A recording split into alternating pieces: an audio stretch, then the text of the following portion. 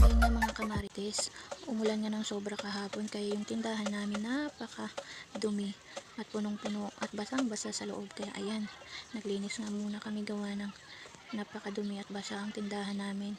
Dahil nga sobrang lakas ng ulan kahapon maraming dumi ang tindahan. At ayan na nga, maaga din kami pumasok dahil gawa ng maglilinis nga kami.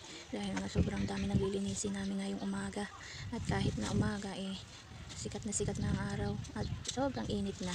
Kaya ayan, kung mapapansin nyo, naglilinis muna kami ng mga istante namin gawa ng maraming dumi. At kahapon bumuhos ang malakas na ulan. Buti na lang nakauwi ng mga marites nyo sa bahay bago umulan ng malakas.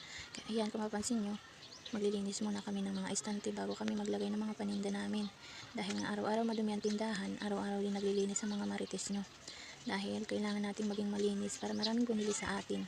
Kaya ayan, kung mapapansin nyo, tapos na kaming maglinis at ayan na nga, maglalagay na kami ng mga paninda namin.